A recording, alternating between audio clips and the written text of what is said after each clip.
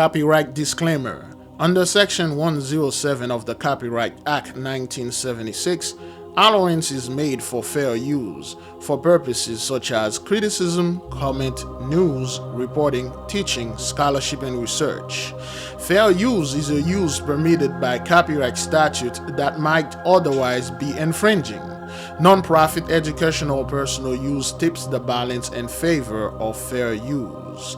Viewer discretion is advised. In tonight's Eye on America, farmers caught in the middle of a trade war. Janet Shamlian reports from Greenville, Illinois. It's harvest season in America's heartland. Is this the prime harvest time in southern Illinois? Yes, it is right now. But for soybean farmers like Scott Gaffner, what's usually a time of reward is now a season of worry. The great majority of it coming from this area would go to China. Not this year. Not this year, right? China normally buys more than half of America's soybeans, but has bought none this year amid the ongoing trade war. Gaffner says farmers like himself, who overwhelmingly voted for the president, are caught in the crossfire. We can't help but feel very anxious of wondering why it's taking so long to get this resolved. Are you angry? Well, whenever you see the administration meet in Spain and they talk about TikTok, instead of farming, whenever we're getting ready to harvest, our clock is already tick-tocking away. The farther we go into this season, the more we're going to lose. And China should have been buying our beans already, and they're not. It's like crickets. So soybeans from his 600 acres are going into silos, waiting for the market to turn. And while the Trump administration is planning to bail out farmers with billions collected from tariffs, similar to what happened during Trump's first trade war, We don't want the aid, we want the trade. Gaffner says one-time relief is not a long-term solution. If China starts buying elsewhere, which they are doing now, once they establish those trade routes, it becomes more difficult for them to come back to the U.S. to buy their commodities. Once we lose that, we may never get it back again. And that's huge for next generations. Including for his son Cody, who would be the fourth generation to farm the land. If I do come back, I do have to have a second job. You're willing to come on and do this full time, even though it would mean taking on a second job? Absolutely, yeah, that's how much the farm means to me. Scott Gaffner took us along as he worked the fields. And so it's kind of like a orchestrated dance. His fixed costs, running tractors and combines, keep coming as fertilizer and seeds are at record highs. But it's more than his bottom line at stake. We're just not stimulating our own selves, we're stimulating the economy in our area. In our rural area here, that economy relies upon us as farmers to keep that economy going. And so it impacts everybody. What's usually a time of bounty in rural America, a mean season amid a climate of uncertainty. For Eye on America, I'm Janet Shamlian.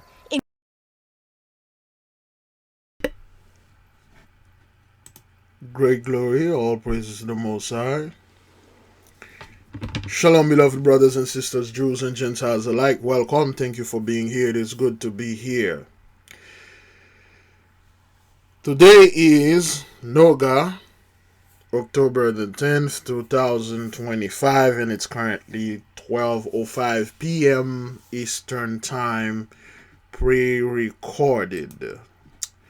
Now, I have couple of those video concerning those farmers, and they are having a hard time now with the soybean.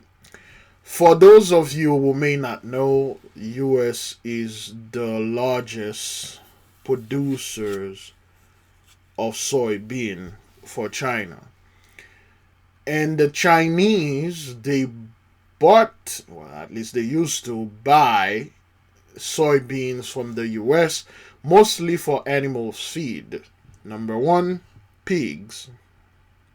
Alright, they bought that to feed their pigs, but because of the trade war, at least that's what they want the people to believe, and they are unable to do so.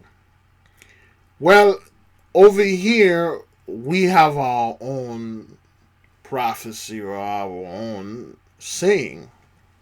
This is not happening because of the trade war. This is not happening because those people voted for Sir Trump and they didn't know that would happen. They did know it. And in fact, in the beginning, like they said,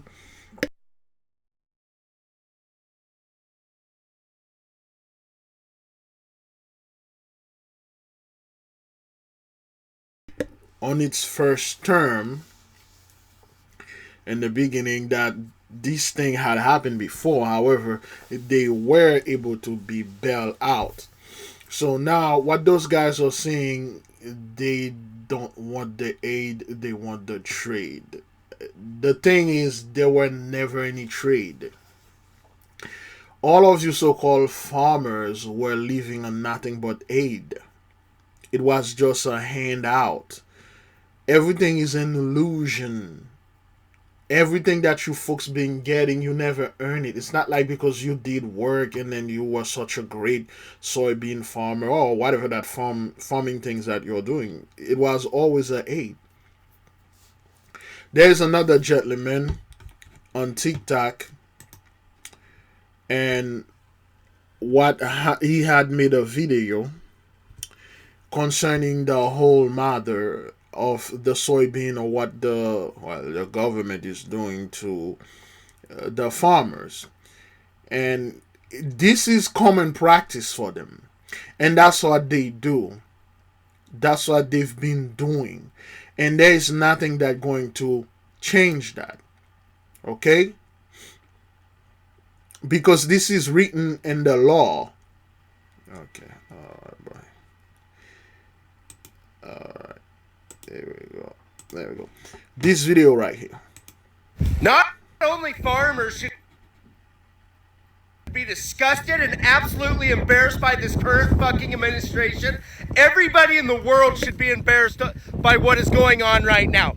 Guys, this single loaf of splorn right here could feed one household for a month. Look at all these splorn bales. But the United States Department of Agriculture is making me destroy this splorn crop because it is unmarketable, because China will not buy our splorn to process it into food. And so the United States government is giving me a grant to destroy these bales. Now, where's my morality? I should not accept the money, and I should donate these bales to the hungry and needy. But here's the thing. I signed my fucking life away with the Department of Agriculture, and I am legally bound to destroy these bales in order to receive my $896,000 check for this splorn crop that I cannot market because China refuses to buy our splorn. What the fuck, America? Not only farmers. So this is this gentleman right here being a farmer. He is fed up. Yeah, this thing's supposed to feed people. And the key word, or the key phrase that fellow said here is he signed his life away. Okay, let's go to that part where he said this. Farmers should be disgusted and absolutely embarrassed by this current fucking administration. Everybody in the world should be embarrassed by what is going on right now. Guys, this single loaf of splorn right here could feed one household for a month. Look at all these splorn bales. But the United States Department of Agriculture is making me destroy this splorn crop because it is unmarketable, because China will not buy our splorn to process it into food. And so the United States government is giving me a grant to destroy these bales. Now, where's my morality? You never had one. That's the issue. If you people had what they call morality, the world wouldn't be in this state. If you had one shred of humanity in you, one shred of righteousness, one shred of ethical thinking, critical thinking, you wouldn't even treat our people like this. You wouldn't do this to us like that. It's because when the deal was offered to you, you weren't seeking morality. You were seeking profit. You were seeking get rich now. You did not read the fine print, though it was the first thing that was presented unto you. You were signing things away because it didn't affect you. And above all, it was affecting us.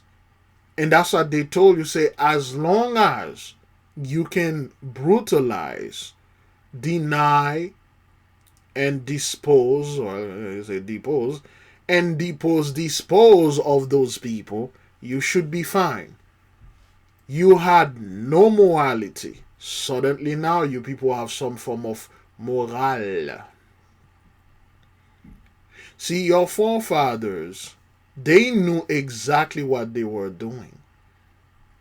It wasn't a secret. It was just something that was right in the open. It was normal.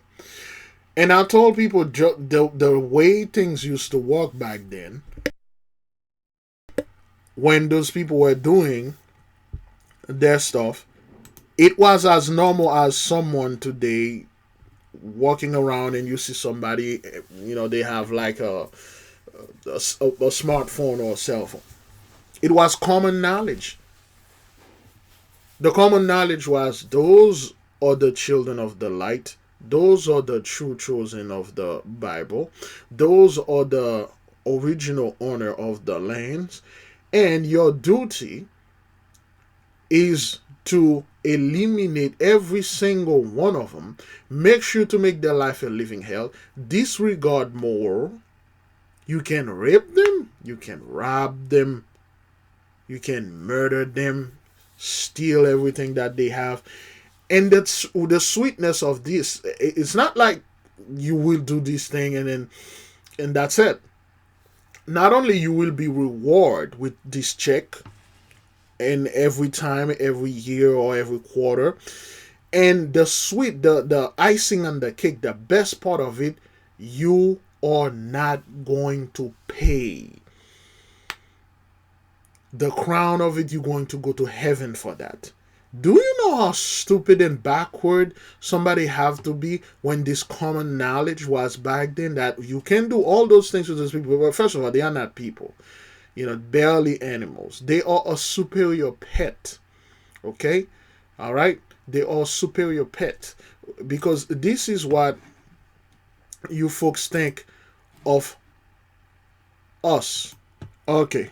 This is how they taught your morale. This is how your fathers and fathers and mothers and your society, this is what they told and they taught their children our people are still through this day. Well, now going to the realization because of the 3-eye atlas and all the other stuff that you effed up, but this is what you people think of our folk.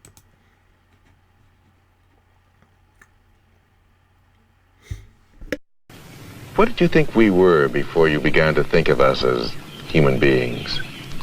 Well, in a way, we thought of you almost as a very superior pet. Something, or rather someone, we had to take care of. Because we had to do so much of their thinking for them. We had to do almost everything for them except living their own lives. Anything outside, we had to do for them. And this white man again, what right do you think? here. Mr. Hasty, what did you think we were before you began to think of us as human beings? Well, in a way, we thought of you almost as a very superior pet. Something, or rather someone, we had to take care of. Because we had to do so much of their thinking for them. We had to do almost everything for them except living their own lives. And this is how you folks see our people. And the thing is, when they told you, well, they are nothing, they just like a superior pet. They're not like a cat or a dog, which they are, but they are better. They can talk. They can talk. A cat and a dog cannot talk. The only way is like they are different from this, from a donkey, it's because they can talk. But they cannot think. We have to do the thinking for them. We have to do everything for them. Because this is how you people see yourselves. You see yourself as this super white savior. That you, whenever you see anyone that is black, have clothes on their back, they can feed their family, they are doing normal, okay, just the regular thing that a human being is supposed to do for their life, you take credit for that. You say, look what I did for those people. Whenever you see your TV show, especially back in the 90s and 80s, where they were pushing all those Africa thing, the hunger, the starvation going on in Africa, and you see those, poor, sick kids, which were a bunch of sick kids. They that was over there. There wasn't anything going with the famine. You people orchestrated this thing, and then you will see they would give them food. You're like, man, that's, I donated food. I have to taking care of you people. And anytime you hear the words Section 8 or welfare, you folks always pretend that it's your tax money. It is your money doing this. It is me because I pay taxes. I'm taking care of you people. I do your thinking for you and things like that. That's how you guys see yourself. That's what you've been telling yourself. And you live these lies, and with blissfulness. You live it like it's true. It become your reality up until this reality bubble popped and burst. So now you're talking about morality, and then we have this thing going on over there, okay? I should not accept the money, and I should donate these bales to the hungry and needy. But here's the thing. I signed my fucking life away with the Department of Agriculture, and Okay, he signed his life away. There are so many so-called 83s, and these days they realize that their forefathers has inherited lies, and they realize everything that they've been taught was lies, and still is a bunch of lies. They can't turn back. Can't turn back now, Negro. Too late. It's too late to turn back now, Negro. Because once you sign this contract with your father, you can't get out of it. And he didn't say, I signed a few years away. I signed my effing life away. This is a lifetime contract. You cannot back from this. You could give this to the needy, but you can't. Well, then the same thing go for this blessing. When you people sign your life, your essence, your children, your future away, and now we are at the end of it, everything is pretty much done. And it's just amazing, beloved. I'm sitting there, I'm watching a bunch of people, a bunch of fake soldiers now coming out of the woods, now coming out of the forest, they're coming out of hiding, and then they come to fight now. Once the war is over, once the wrap up, this is the wrap up, and all those guys coming over there, now they are speaking the truth. This dude is speaking the truth now. And you have people, that's a video that white men are confessing their love for black women and stuff. You never did love our men. You did love raping our women. You did love raping our boys. You did love raping our daughters. You did love raping us. You never were in love with our people. Anyone that loves someone wouldn't do what you did to our people like that, man. Now people want to talk about in righteousness and speak truth. This white man over there speaking truth. We need to subscribe to him and follow him. He will lead us to heaven. You mean the same white man that did all those things and indeed did say he was going to lead us to heaven? He effed up. Now he take the same thing that we've been saying and repackaging it and acting like he just wake up like, oh, wow, I'm awake now. As if you people were asleep. You see, when it comes to this realm, to this blessing, you cannot have the two sides both being asleep. You need one group to be asleep, don't know what's going on, unaware, oblivious, deep, super deep sleep, and you got the other one that put them asleep, awaking, enjoying, sabotaging, destroying that other's house, raping him, raping her while they are asleep, do all sort of things to them, removing their organ and selling them, destroy their place, and then now the person wake up, and then all of you acting like you were asleep too. When this person wake up like, what the hell is going on? What happened to my home? What happened to me? Who did this to me? And then you guys, we don't know who did this to us. We have no idea. We just, we wake up just like you all. When we run the CCTV, when we run the cameras that were all over the place, which you saw, you didn't care. And we realized that you've been doing this to us. The evidence is there. And you still are playing innocent. You still like, I don't know who did this to. I don't know who this guy is, man. I don't know who that girl is. You still want to play innocent. You still want to play righteousness. And of course, you got all those backwards scumbag out there. Well, this is Jacob's trouble. Jacob's trouble started now. You're gonna be regretted not to be part of my camp. Jacob's trouble. Jacob's trouble. Jacob's trouble. And this dude is not going through trouble. This guy is not renting for trouble. This guy is not going to sorrow. This dude right here. Let's keep on finish playing that. We'll take another video. I am legally bound to destroy these bales in order to receive my $896,000 check for this splorn crop that I cannot market because China refuses to buy our splorn. What the fuck, America? Not only farmers should be disgusted and absolutely embarrassed by this current fucking administration, everybody in the world should be embarrassed by what is going on right now. Guys, this single loaf of splorn right here could feed one household for a month. Look at all these splorn bales.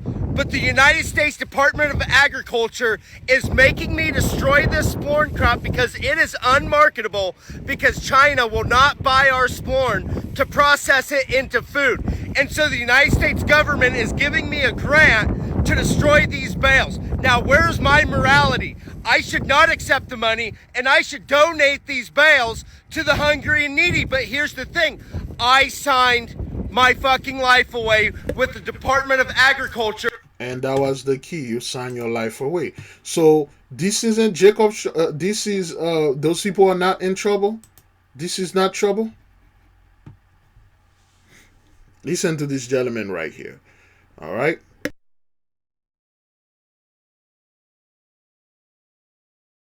I got my plate of food.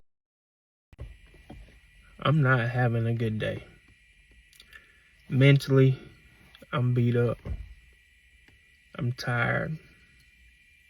Man, I'm tired. There has to be more to life than working 6 days a week. I don't know who to talk to, so I'm talking to you guys, because then I don't have to worry about my tone or the way whatever I try to get out of my mind, how it comes across. 6 days a week I work.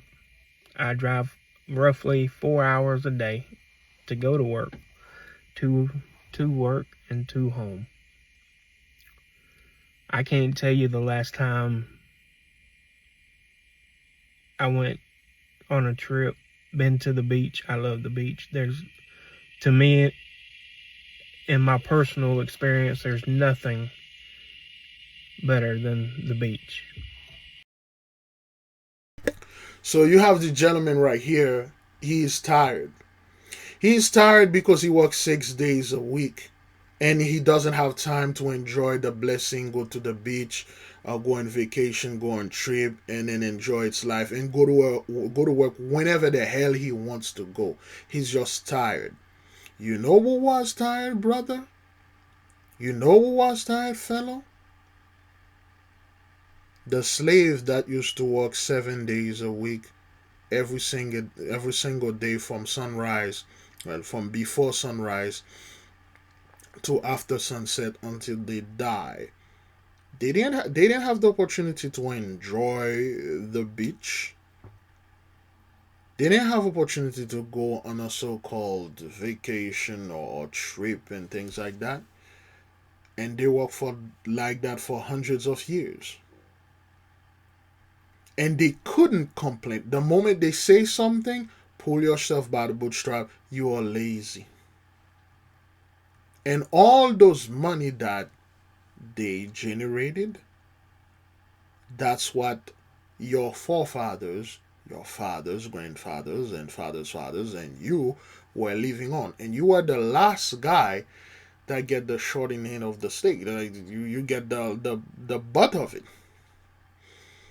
The whole cigarette has been smoked. You get the butt of it. And there's nothing left. So now you realize working nothing but working every single freaking day. The only day that you're off, let's say on Sunday, you have to go to the freaking church and give your hard-earned money to some dude sitting there, obviously lying to you. You gotta give him 10% of your earning. First of all, you're gonna have to pay your rent or mortgages. If not, mortgages or rent, your house already paid. You have to put a little money on the side for the taxes. You have to pay for your light bill, internet, that is if you have one. Pay for food and everything. And then the little thing that you have left to save, you got to give it to the guy that is over there in that church and telling you that you can do whatever the hell you want to do, especially to those people because they are superior pet. And you will go to heaven. You will be raptured. Yes, yes, yes. We had said the rapture was going to happen a few days ago. It didn't. We sent it back for the October the 6th, which is today, is October the 10th, 4 days ago. But it will happen. Eventually, if we keep throwing dates out there and you guys keep on following, you will be raptured. You will be out of here. And Jesus, we're going to live in Jesus with Jesus in paradise for whatever that amount of time, while everybody there are going to stay on the earth and being destroyed. You got to give this guy your money, and you're tired. The issue is here, fellow, it's your ancestors, your forefathers know exactly what they were doing. This isn't something that they did by mistake or they just did it out of ignorance. The blessing 16/19/2019, Genesis 15 verse 13, it is done. The good old days of you going to work 5 days a week, 3 days a week part-time, and you get a full-time paycheck, and after that you enjoy yourself, you go to your vacation, you go to your trip, you go to your strip club, you go to your nightclub, you go to your bar, you go to your concert and lounge and do ish, which is good. Those days are long gone and they will never come back, at least not for you. What those people are portraying out there, beloved, is we are all in trouble. We are all suffering. In fact, we've been suffering, we've been in trouble, we've been at the bottom, and you know who was or who is at the top? The elite. And who are those elites we're talking about? Well, I don't know who they are. Can you enlighten me, sir, to who the elite are? How do they like? Well, we let me give you 5 of them.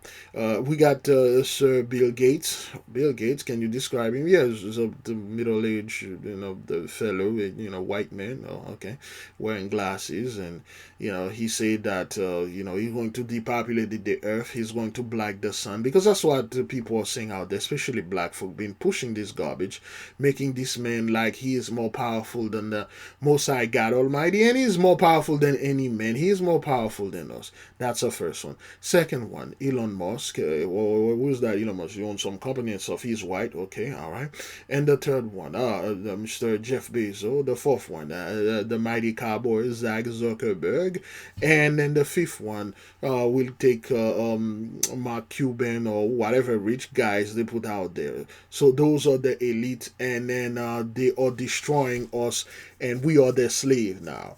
So those elite that look just like you been doing this thing, and then for some reason they are destroying the economy, they are destroying everything so they can bring a universal money, and so they can go back on top, as if those guys were always at the bottom. It's just like when you sit down and you're listening to those folks breaking down prophecies or whatever, You people are so backward, man. And the thing is, this is very insulting. You guys just assume that every single one of us, when black people, that we will just swallow that and then believe your garbage. Which a lot of our people still believe this. They still believe the elite is so powerful. They have so much weapons and knowledge that they're going to fight the Most High God. They're going to put us in Jacob's trouble. They're going to keep raping us and raping our women, which is a huge fantasy and a huge sexual fantasy in the so-called Hebrew community. You have people that are waking up every single day fantasizing and dreaming about being raped and their throats slit and their children being raped in front of them, and they do the raping also, so they want that to happen so they can be right. Well, fortunately, this had already did happen. What the hell you think chattel slavery was? Jim Crowism. You people come upon our land, or all over, destroying us in the first, second, third, and the fourth part. When you came here, there's a sister just shared something with me. I'm not gonna go ahead and share it now. When you people come over here and you destroy pretty much every single thing that we had, you took over everything, and you were enjoying this. You weren't tired of that, beloved. Do you know what it takes? Let's say if any man and woman out there in their right mind, you have two scenarios, or at least two opportunities. One, you can work 6 days a week and you have 1 day off. Probably throughout the year you got 1 week of vacation, and you're going to do this for a very long time, unless you do it up until you can afford something better. That's you're getting paid well, okay, but you just can't enjoy life that much. You got 1 day and you gotta report to church. If you don't go to church, you won't go to heaven. You're going straight to hell, because that's what you've been telling people. And scenario 2, or option 2, go around here every single day killing people, take their money, robbing people, and make sure you're always lying on them. Make sure you hated them. Keep this hatred. The only way for you to enjoy those, you don't have to work. This is your job. You don't have to do this every every minute and stuff. But you're gonna have to do it on a daily basis. You have to hate those people with a passion. You have to hate them. You have to hate them to such a degree that your hatred become love. Every day, murdering, going around, and remember, you always have to look over your shoulder too, because what you're doing, it's not good. At any moment, you might run into the wrong one. Which option would you choose? See, this is what happened when the blessing is over, when there is none. Again, I used to break down scriptures and try to prove things to people, come to realize that you people know exactly what you were doing. This isn't something that you did by mistake, something that you planned and you executed it flawlessly. And now, this is the result. Whether it be the sand, water, sounds, smells, I don't know. There's nothing better than the beach. You can't afford to go. I don't know why I work if you can't do nothing besides work. My mind's beating me up today, things that I'm 38, things that when I was younger I should have did, or I should have changed, or whatever. I didn't. Now here I am pushing 40, and my whole life is consumed with work. This is the issue I'm having with those people. One, the moment a man, especially men, reach the age of 40, you're done. You should have already made everything. You should have every single thing in place. You should have already have your house, not only that house that you are living, well, excuse me, not house, the mansion, to have it too. you're supposed to have other houses and real estate rentage or things like that you're putting money through. Your kids were supposed to be in college, finish up, and you retired at 40, and you already, before 40, you already done all the women on earth. And you shouldn't be working for people and stuff like that. That's how they see it. Or when you're 40, that's when you're supposed to be at the peak of your game and have everything. I don't know what the hell is going on with this. When a man is not a man until he's 75, that's when we used to live good without you people here. Life for a man begin when he's 40. That means you have 40 years. Well, not 40 years, probably about 30. You got about 20 to 22 years of accumulating experiences. You've been working throughout your 20s and 30s. Now you are wise. You know the do's and the don'ts. So now you are ready to start building things. You start getting, all the stuff to get a house or business or whatever. Now you learn pretty much all the scumbag stuff. You've done all of it. The pleasure and things like that. You're like, yo, this isn't the time for this. This is the time for dude. Which you should have done. And your the moment you would turn, well, this law of this country said you can't do H until you turn 18. Lord forbid you are 15, you are well, mentally you are well above the others. You can do things. You cannot do none of those things until 3 years later, 3 years late. And then now you are legally can do those things. You mean to tell me you're 15, you cannot start a business online? And then not only do you start the business and have it on your name, or you have to get it on the name of your parents or somebody else. Let's say you're 15 now. You can't have a TikTok video or the YouTube channel where you're making video game and making revenue. By the time you're 18, this thing been running for 3 years. By the time you're 18, you've been making more money than any other 18-year-old that you know. The first year you start, you're going to struggle. The second year, things going to stabilize. The third year, you're going to grow. By the third year, you could be making $100,000 a year, but that more than that, by being 18, but you can't. And now you people are tired. Tired of what? Because I can't enjoy the blessing. I can't go to the beach. It's not like I'm tired, like, hey man, this work really gets to me. I'm physically tired. No, I'm tired that I'm not getting the deities that I used to have.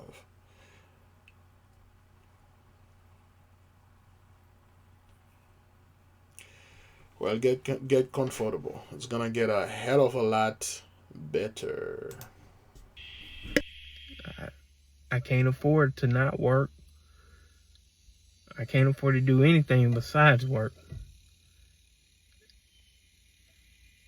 And I'm just tired. I'm tired. I don't know what else to say. Or what else to do or who to talk to.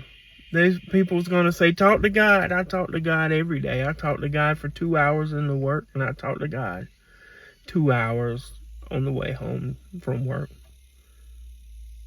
And I talk to God while I'm on this route. I haven't heard him speak back in a while, so I don't know. He might be busy with somebody else. Indeed he is. He's busy with us. When you people had your blessing, God used to talk to you because your blessing was God. Even though you never heard any voice. Even though you never actually did talk to it and thanking it and stuff. But the way that you're saying, back then God used to talk to me and tell me things going to be okay and I'll be fine. Well, we'll be fine. You're always going to be on top. You never had to pay. Remember, I'll be rapturing you before this whole Hish hit the fan. Well, not only Hish hit the fan, Hish hit your face. It's all smeared and splattered over your face. your eyes, mouth, nose, and ear, and then you acting like you don't see it, you don't smell it. Walking around with all that hair all over your face, pretending, no, if I don't see it, if I pretend that it doesn't bother me, so does everyone else. They won't notice it. They won't know what it is. And the foul stench and odor is really getting to you.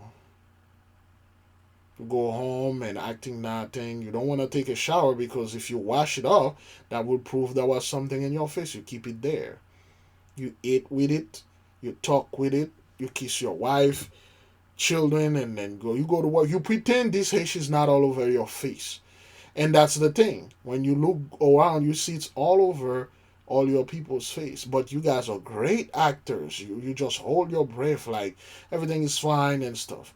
Up until now, you're like, yo, I'm tired of smelling this hash, man. I don't want. Now, you're doing the best that you can do to get this thing, the foul stench, this splatter off your face out. It won't be removed. It can't be removed.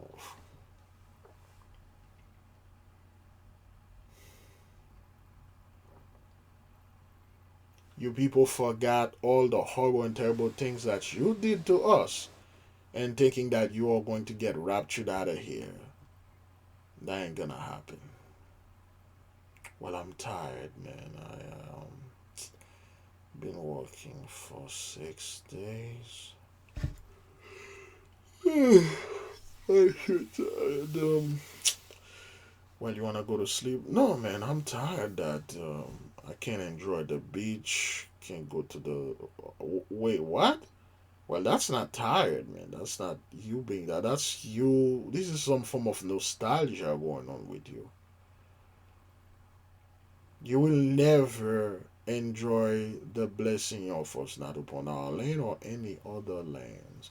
And this is the thing with most of those people out there. They think, okay, well, that's nothing. If anything, I'll do this, I'll do that. I'm gonna go to that land over there and stuff. I'm gonna go to that land over there and stuff like in Europe and stuff like that. I'm gonna enjoy Spain and Italy or Germany, France, where my ancestors came from and stuff like that. Oh, really? So now that you're at the bottom, we are at the top. You still think you're going to dictate where you're going to go, how you're going to live, and how you're going to pay? As if when you were on top, our people could just decide, you know what, this is where I'm going to go, this is where I'm going to live, this is what country I'm going to just chill, this is what I'm gonna do. You make all the rules for us. You make curfew for our people. You assign passports, say you can't go over there without having this piece of paper that I provided, that I made in control and do whatever the hell I want to do. And for some reason, we're not gonna treat you the same way. When we're fully back on top, you can go ahead and roam the earth and do whatever the hell you want as long as you don't come here. You can go ahead and say, okay, well, I'm gonna go enjoy this beautiful land in the Philippines, Vietnam, or Southeast Asia, or in the first part, and then Russia, and Europe and Spain, and enjoy all this. Oh hell no! We will tell you where to go, what you can do, what you cannot do, curfews, where you can hang out or not hang out, what time you're supposed to be there, what time you're not supposed to be there. We will do all your thinking for you since you are now a superior, somewhat pet. You'll be treated the same way. This isn't the face or the voice of someone that is going through a blessing or is about to inherit a blessing, or even better, going back to take the blessing from a group of people and put them in Jacob's trouble. But I'm tired.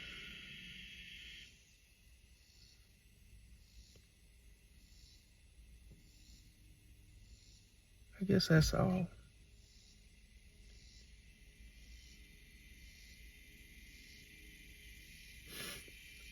I guess that's all. There you go. I'm not. So you got those dudes over there, they're tired, okay? Because back then when you were on Blessing, that's how you used to talk. And here's more farmer garbage. All right, the Trump administration was expected to announce a bailout for American soybean farmers as soon as this week, but there are some fears that the government shutdown could be stalling that plan. The soybean industry has been particularly hard hit by the trade war as China boycotts the American export. I don't believe there'll be a profit this year. I think we will go backwards. It's an endless cycle that we're caught in right now, and this is all I know. That's it. An endless cycle, a loop. You caught in the loop, beloved. This is one of the most horrible things. I'll choose death 10,000 times than to caught in a loop. The same thing is repeating again. You can't get out of it. You try. Every time you think you out of the loop, it throw you back in the loop. If you haven't been in the loop, highly recommended. It's one thing that you need to learn throughout your life and really know how it feels. This endless cycle. Birth, death, and rebirth. You die, you leave, you go through the same hish, then you die again, you come back, you go keep going to it until you get it right. Until your soul become purified, golden.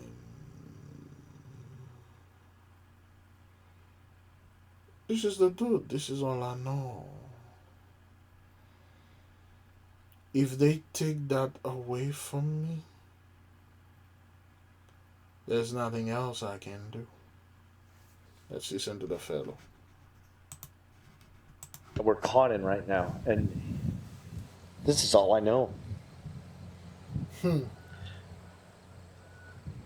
Can't do it any better. Incredibly heartbreaking. Let's bring in CBS News correspondent Lana Zach, who's joining me now from Iowa City, where many farmers are sadly feeling the pinch. That gentleman you were speaking to there, Lana, you can just hear and see how devastating all of this has been for him. So just break down for our viewers the consequences that are sort of trickling down to farmers who are facing these dire straits from trade tariffs over the last few months. Yeah. Hey there, Vlad. Good to be with you. So that's Rob Ewald. He is a corn and soybean farmer in the Quad Cities, and I have spent several days with him. And over the course of all of that time, that was the rare breakthrough of emotion that we heard from him. Like most farmers, usually he tries to put on a brave face, but he said he wanted to be honest about how difficult the situation really is. And that's the thing. Now, I got to be honest. I got to cry for real now and show you the real pain, because things is real out there, and we have to put this stuff so we can get that government hand out, like, get this money right there. So I gotta be, because everything I've been doing was fake up until now. I gotta put a real good face and make sure that Hish is real difficult. We need help. Because he wants others to know that they're not struggling alone. And he grew up in the 1980s watching his parents go through the farm crisis of the 1980s. And he sees the parallels to right now. Part of the problem is that he, as he said, pitched a perfect game. He has a huge harvest. He has tried to keep his expenses low, but with tariffs, all of those expenses have gone up. And the cost for machinery has gone up, the cost for repairs has gone up, fertilizer, all those input costs are much higher now. And then on top of it, China, the single biggest soy purchaser in the world, has decided not to buy any U.S. soy as a result of those tariffs from the Trump administration. That means right now he is stuck with all this extra produce, and he doesn't even know really what to do with it, whether he should hold on to it or sell it at an extremely low price. So how are farmers sort of making ends meet, Lana? A lot of debt. So in the case of Ewald, it costs about $1 million to operate his farm every year. And so all farmers really operate with with loans, a combination of government loans, private loans, and with President Trump promising that this aid package was going to come because they're being so severely hurt by these tariffs. And there's a delay now because of the government shutdown. I spoke with an agricultural economist at Iowa State University, Chad Hart. Here's what he had to say. Payments can't flow today because of the government shutdown. It also means that, you know, if you're looking for a government loan right now, you're not able to obtain a new loan. They'll continue. Here's the thing. So, you people think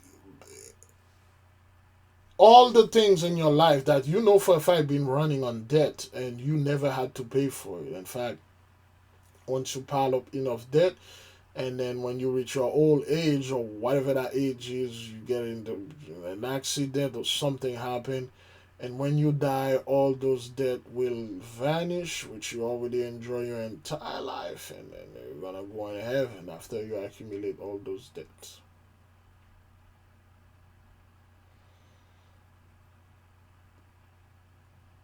People think because they can get a loan here, a loan there, they are living well. They don't have to pay it. Up until they do.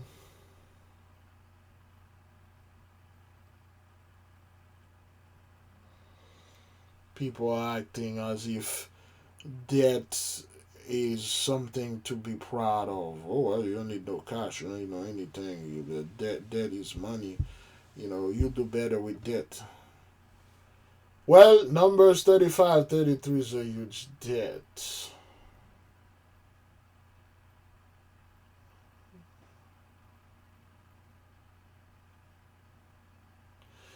Are you ready to pay this debt? Everything for you people was loan and debt. Now, the bill is due. Pay up. To service old loans, but new loans are now shut off. And one of the big things for the market, as we're concerned there, is the lack of government reports. That will leave the market with a lot more uncertainty as we move through harvest than we usually have. So the announcement that was supposed to come from the Trump administration of somewhere around $12 billion, we are told right now it can't come because the USDA workers that would put that into place right now, Vlad, they've been furloughed. Wow. All right, Lana Zach with some crucial reporting for us. Thank you, Lana. Appreciate it. All right, let's take the next one, and then we're going to take a little break. CBS News has learned the Trump administration could announce a multi-billion-dollar financial relief package this week for farmers being hurt by the president's trade war with China. In tonight's In Depth, Lana Zach talks to soybean farmers fearing they may be forced out of business. U.S. soybean farmers are starting their harvest, but they face steep losses that could fuel farm bankruptcies and foreclosures nationwide. This is awful discouraging. You know, we do our very best to grow a good crop to feed the world, and then we can't hardly give it away. Many growers say they feel betrayed after the Trump administration gave Argentina a financial lifeline, a $20 billion loan. Argentina then immediately dropped their soy tariffs to China, undercutting U.S. farmers. If we don't do something, we're not going to have no more family farms. In Arkansas, hundreds of farmers packed into a church to plead for help from the government. I'm in the worst shape right now that I've ever been in. With prices for crops crashing, farmers are doing everything they can to stay viable, even selling off equipment. Joel's Tractors in Strawberry Point, Iowa, saw a 30% jump in farm machinery up for auction this year. Put a fingerful of grease in there. Keeping aging tractors running has Lawrence Christensen and his team working at full throttle. The demand is stronger than the availability. New equipment costs have increased by 60% in the last 8 years. John Deere, a U.S. manufacturing icon, says U.S. tariffs on steel and aluminum will cost them $600 million this year. Over the past 2 years, the company has laid off 2,500 workers. Majority of my family works here. Rafael Gomez was a proud Deere employee, following in the footsteps of his dad and uncles. But now he's one of those laid-off workers. It's like a kick to the gut, right? When you're getting laid off after you've given 20 plus years to the company. When you think about these tariffs, And again, that's the thing. This is what it is. When you give up this massive amount of time, your time in essence, and then at the end, these people just dispose you. Amen. Hey, no offense, man. This is business. No hard feeling. This is business. And it is.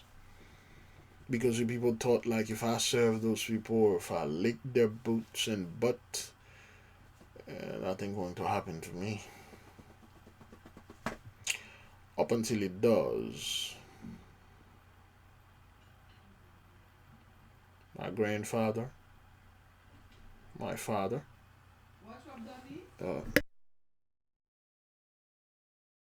and the ripple effects that they've had, do you think it's worth it? You know, you hope that possibly in the long term, they would be helpful. Currently here in the short term, no, it's really killing us. We were sold that we were going to do everything we could for the American workers, and we're seeing quite the opposite at this time. President Trump says he will give farmers some tariff revenue, but the union workers we spoke to doubt it will help them. Lana Zach, CBS News, Davenport, Iowa. It never will. Now, oops. There we go. Let's play this right quick. The 8K family. Have you ever felt a deep yearning for spiritual growth but didn't know where to start? What if I told you there's a guide that can lead you through every step? Introducing the 8K Family Handbook. This comprehensive guide is your ultimate companion for spiritual empowerment, offering invaluable insights and practical steps to enhance your spiritual journey. What's inside?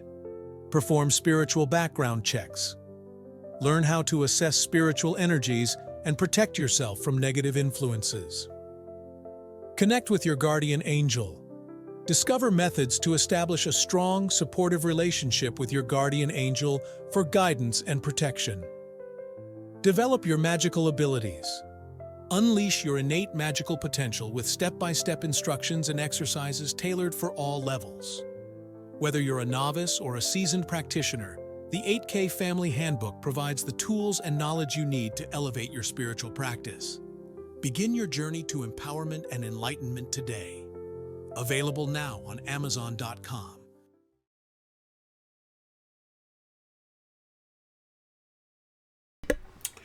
Yep, get your 8K book. Start doing your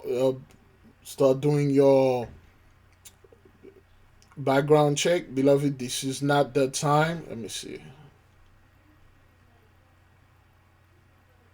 Okay, this is not the time. There was an explosion somewhere over there in Tennessee, I believe, at the plant. If you can find it, we will go ahead and play it. Is that the one? Yeah, 19 people mixed up and stuff like that. It's gonna stop right here. Okay, this is not the time, beloved, to hesitate.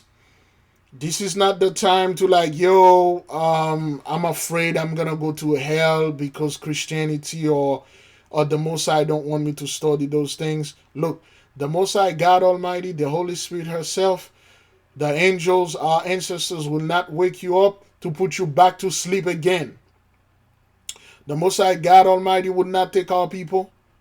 The Holy Spirit would not come in the midst of us as herself and give us all this knowledge. And then after that, throw us into Jacob's trouble because we read that book or we perform this ritual. The Most High God Almighty would never did this to us. Put us through all those things. Put those people to all those humiliation.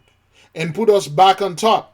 And then because you get like a Michael Pentacle or anything, and then he said, oh, well, they got to go to Jacob's trouble again because there's a black woman twerking in a car, or this black man doing this over there, black people, black people, black people. He didn't wake us up to put us back to sleep. For those of you that had babies or children, you know how hard that is when a little baby was sleeping and then that baby fully wake up, playing around, and then you don't want this baby to wake up and stuff. You want to go do things. You try your best to put this baby back to sleep. He ain't going to go back to sleep. And you realize, I got crap. This baby ain't gonna go back to this. I gotta leave it there. This is not what that is. This is not for you the time to hesitate. This is the time for you to study to show thyself approved. And when I say study to show thyself approved, I'm not talking about studying Bible only. No, you're going to have to get heavy into magic studies. The study magic, the manipulation of energy. Everything is energy. Energy cannot be created or destroyed, but it can be manipulated. Here she's crazy out there. Look at this. 19 people missing after explosion at the Tennessee bomb factory. You can't make this up. A bomb factory? Or is it, what is this? A bomb factory or the factory being bombed? Is the factories they're making bombs and something explode? What the hell is going on here? Let's see what's going on. Okay, there is no talking here. Okay. All right. Well, there's no. They just show the explosion. You know what? Let's go ahead and search if there's any update. Tennessee bomb explosion factory. There you go. All right. I believe this one. Oh no, this is 22 minutes. It's too much. All right, let's see. Let's watch this one, right? No, this is pretty much the same thing. All right, let's take the update. See what's going on. So this is scroll right here. Yeah, thank you so much. There you go. Let's get right there. See what's going on here.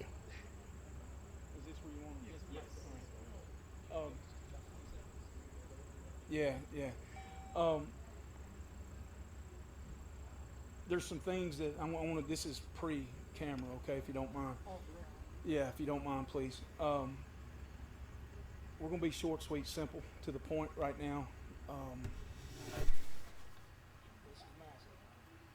This is massive. We've got some families that we've still got to let know what's going on. We've got some families that's we've got to get in contact with, and we're going to definitely try to be mindful of that. We're going to say a few things. I don't know that we're going to take any questions. I don't feel like we need to at this point. For those of you that's worked with me before, I always try to get you some kind of footage, some, I guess for lack of better words, B footage. I could probably do that in this situation, but it's going to have to be from a distance. It's too graphic. All right, so well, a bunch of people die in an explosion, and this is exactly what we've been talking about, beloved. Okay, mass casualty, mass death. They say 19 people. It could be more than that. Of course, they ain't gonna tell you exactly what's going on. And this bomb factory. So now you got these people that have a factory making bomb. They cannot even keep this thing from exploding and killing people. And next thing you know, they have technology. They're going to fight the angels. They're going to fight Three-Eye Atlas or whatever is coming down there. They're going to fight the Most High God Almighty. They're going to fight us. And this is why I urge our people to get your Michael Pentacle consecrated from us. We have about, well, at least our batch now, we have about 2 left. A brother just texted me right now. Let me see. Well, not text, he just sent me an email. Let me see who that was. So I will give the proper quantity that we have left. Is it a brother or sister? It's a sister. Sister DeRose. That's the only person that going to get one. We have 3 left. If the person get that, the other 2, we have already 2 people. We told them first come, first serve. If that, you're gonna have to wait for the next batch. They are not cheap. If you cannot measure up, that's why we told our people to get the $5 journey. In case hish like that happen, you will see a bunch of those things keep happening. The shooting, the killing, the car accident, the demonic attack. Hish is real out there, beloved. This thing ain't gonna get better, man. It's only gonna get worse for those people. Send us an email, and we'll send you the information that you need to get yours. The next shipment, I don't know when it's going to come. Do that, and then we should be good to go. Get your micro pentacle if you can afford it. It's not for everyone. Everyone doesn't need it. Besides that, beloved, pray. Pray. Pray like hell. Pray like you are in hell. Pray like you just got out of hell. Pray like you are going to hell. Pray. Psalm 91, pray. Pray for the protection of yourself. I'm not talking about praying for everybody. This isn't what that is. Psalm 91 is not about like, oh, this is going to happen to all of us. No. This is about like 10,000 fell by your side, 1,000 by the other side, and nothing happened to you. This is about individualistic right there. You. Yes, indeed. Michael is the archangel that is over the Psalm 91. Pray. Every day pray. Pray as a form of remerciement. Pray for covering. That's all. If you need the extra protection, email us, text us, do anything, call us. We'll walk you through. But pray. Thank the Holy One that He's taking you out of this thing, and then it is destroying your enemy before you. Pray for humbleness. Psalm 57, Psalm 51, Psalm 91. Pray like hell every day. And watch how the Holy One is redeeming his children. Oh boy. All right, let's see. I will be right back. So, you have this military place where this bomb thing happened, and it's very unfortunate where all those people lose their life, but this is the time we are living in, beloved. There is no time for people to joke around and stuff like that. People choose to ignore us. The problem is they don't realize they are ignoring themselves. They are ignoring their own salvation. So we are moving up, and me personally, I have nothing to prove to anyone. If anything, everyone have something to prove to me. You people need to come before me and tell me, why do you have any rights or anything over my land, my scripture, my economy, my earth? You need to come into me and telling me, why should I let you live? Why should I let your family live or anything? You need to come to me to explain to me. Give me a good reason why I shouldn't destroy you. I ain't got time to go out to people try to explain to you that, oh, I'm from this tribe, and you should accept me, and I'm the child of light. You know who I am because you did this thing unto me because of who I was. And then now all this nonsense is happening. Let me see if they have any more update here, because I want them to say how many people that perish. It's just, there's no talk. It's just footage. Alright, they got a Nest camera right here. Let's see what's going on here.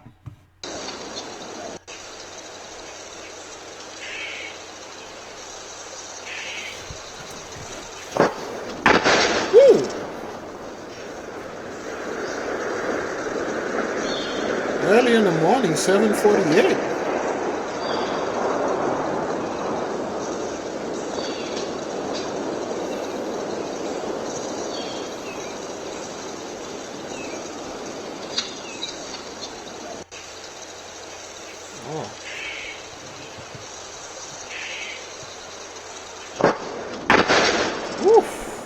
Yeah, that's bad. That's bad. Okay, this one came out 29 minutes ago. Let's see what's going on here. Breaking news coming out of Tennessee, where there is a major emergency response to a reported explosion at a manufacturing facility there. Our affiliate WSMV in Nashville is reporting at least 19 people are missing and one possible death. Local officials just wrapped up a news conference with the latest details. NBC News correspondent George Solis is following all the breaking updates. George, what do we know so far? Yeah, Morgan, this is a very fluid situation. A lot of details coming in. Officials expected to actually hold another briefing here within this hour to provide some context and some more information, possibly on the number of deceased here at this explosion. One official in an earlier briefing describing this as a very devastating blast that encompassed the whole building. And again, looking at some of the images, you can really just get a sense of how large this explosion. There's actually some local reporting that's saying people well outside the blast radius actually felt their home shaking from this explosion. Officials saying right now they're actually working very diligently to find people that might be hurt, notifying loved ones. So again, this is just starting to ramp up there. As again, you mentioned, a large police presence is starting to descend there, not just from the local, but you're also getting some federal agencies like the ATF to begin with the investigation into what may have caused this. Now, a little context here. We do know that this is an explosives manufacturer there in Tennessee, just 60 miles southwest of Nashville. And as I mentioned, there was a briefing a little bit earlier this morning. Again, we're expecting another one, but here's what officials said a little bit ago. We do have the scene as secure as possible at this time. You may hear some smaller explosions around the scene, but they are things that we have taken into consideration. We know that it's secure. The scene is secure as far as no more mass explosions or larger explosions. Yeah, again, Morgan, officials saying that they do want to be careful with the number of people that may be deceased or missing as they're still going through that area right now just to try and get a sense of not only what happened there, but how many people may be unaccounted for. At this point, it's not even clear how many people were actually working at this facility. But again, just to recap, officials are calling this a very devastating blast that encompassed one whole building there on the property there. And also important and to here's the thing. You see how they are avoiding of saying this is a military place or some form of bomb making things and something went off. That's why this thing doing this. It's just, thing happened. Nobody actually died. We can't tell you things and stuff. Well, if you guys don't know any information about this thing, why are you bringing that up? Just wait until you got all the information that you need to have, and you can go ahead. You can go ahead and start making hash. But nonetheless, let's keep on moving, okay? All right, this is the farmer. Yeah, I think I got one more. This week, President Trump is expected to announce billions of dollars in aid for the nation's farmers. Many are in financial crisis despite harvesting one of the largest crops in history. CBS's Lana Zach is the only network correspondent based in Iowa and has more tonight on the growing crisis there.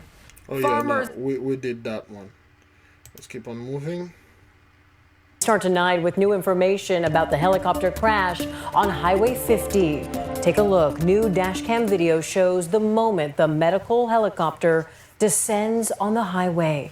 As you can see, it was a busy evening when the helicopter started falling and crashed on the freeway, luckily avoiding other vehicles. Tonight, we're learning new details on the condition of the woman trapped underneath the wreckage of that helicopter crash. Yeah, her family has identified her as Susie Smith, and tonight they're praying for a miracle. The family says she has severe injuries, mostly involving trauma to her brain. They say she was the flight nurse on the Reach medical helicopter that had just dropped off a patient at UC Davis Medical Center when it crashed. Smith and the other two victims are now in critical condition. And new tonight, we're learning more about the strangers who jumped into action to try and save lives. And we have video from last night showing dozens of people coming together, lifting the aircraft to help reach crew members trapped. Tonight, ABC 10's Garshpal Sangha spoke to the heroes who say they happened to be in the right place at the right time. Yeah, Chris and Laura, it is a powerful 20 strangers shoulder to shoulder lifting a helicopter off a trapped victim. Last night, Chris spoke with some people who were stepping up to help. And tonight we spoke with a couple who described what they saw as they were seconds away from the helicopter crashing. The moment a medical helicopter slammed into a Sacramento freeway, and the moment strangers became heroes. When it was coming down, I looked at it and I said, this isn't good. When people were needed, they all stepped up. Everybody that was nearby and heard that man's voice knew that they just moved forward and started to go to work. Kenneth Corzenzo and his neighbor, Alvin, were part of that group.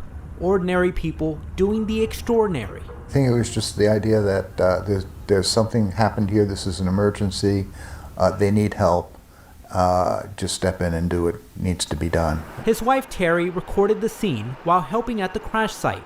She still can't believe how close they were to disaster.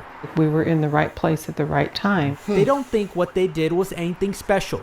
They credit first responders for the... Of course they do. You people like to suck your own stuff right in front of everyone and compliment it yourself and give yourself a pat in the back and say, hey, we're good. Now, beloved, what seems to be the issue, what seems to going on with all those plane crash and helicopter crash? I don't talk about them anymore as much as I used to. Bright line in the mist. I have not talking about them as much as I used to because it become redundant. When you sit there, you're like, oh, another one. The crash. I'm just going to speak a little concerning the crash. Is just for to. Oh.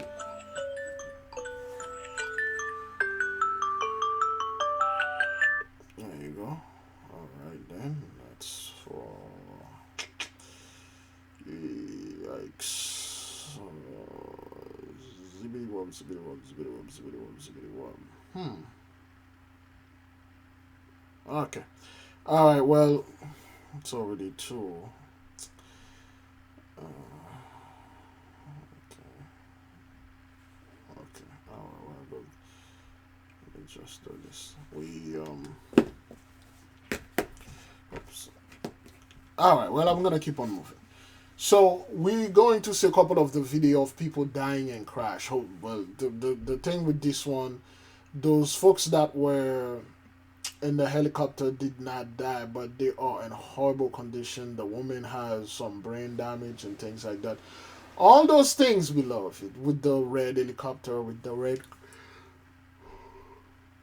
with the red cross, the cross is the eyes above so below, and the water, fire, air, and the earth, and things like that. So it's all connected. And again, I really don't want to go into the ley line and explain everything. We have a whole podcast list, a whole playlist, and our playlist that you can go ahead and come and watch this. But since time is of the essence here, let me see, what is it? Let's keep on moving.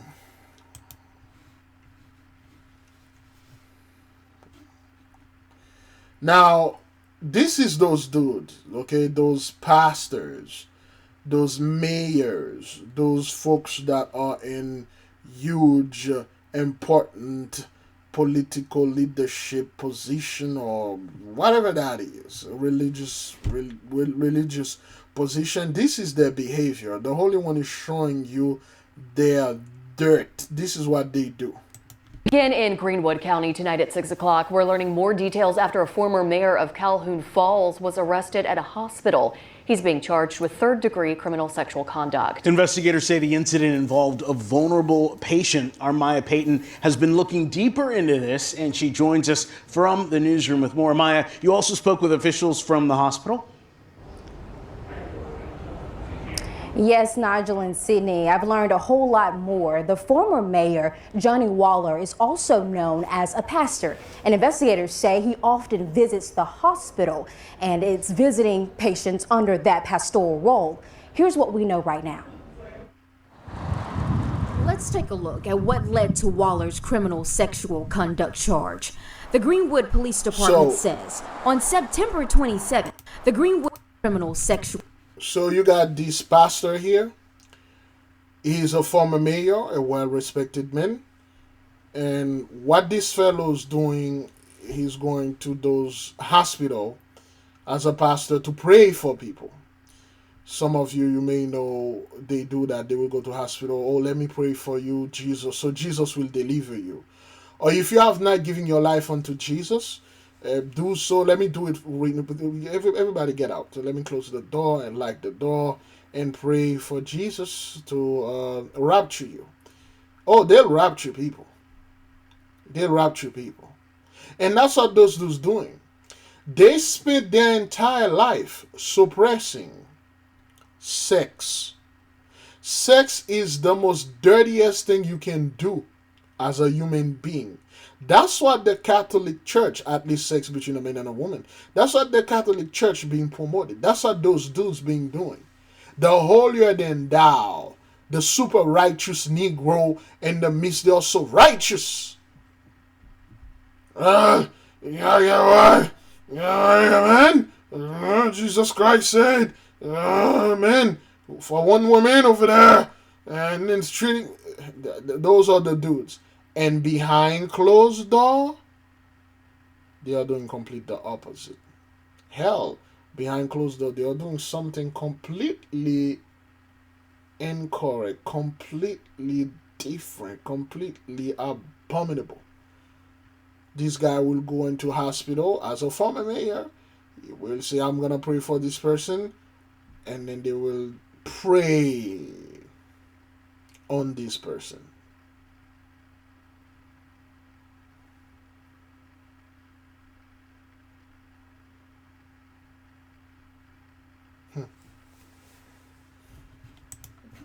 Conduct charge. The Greenwood Police Department says on September 27th, a hospital staff member reported witnessing a situation involving Waller in a patient's room. Officials say the patient has been under the medical care at Self Regional since early 2025 and has been, quote, deemed to lack decision-making capacity by multiple physicians. Well, they tell us after reviewing surveillance footage and collecting statements from the hospital staff, a warrant was issued for Waller's arrest, and he is no longer allowed on Self Regional healthcare properties. WYFF reached out to Self Regional Hospital and asked for the hospital's policies for pastors who visit patients. They told me, quote, we do not have a separate policy specific to clergy or faith members. They are subject to our general visitation policy. I also asked if there are current safeguards in place to ensure patients, families, and staff are protected by visitors, including pastoral visitors.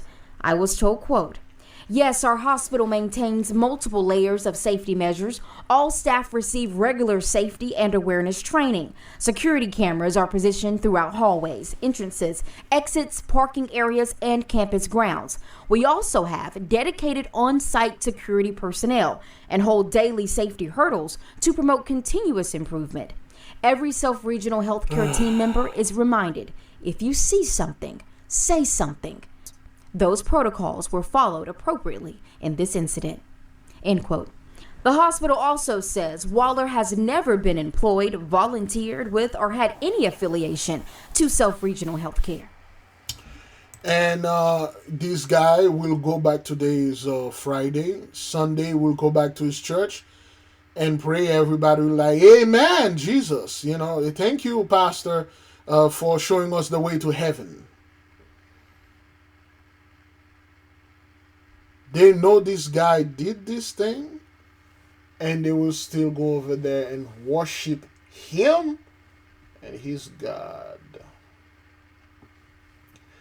Those are the people you're trying to save, beloved. Those are the people that you are having conversation and try to prove that they are wrong.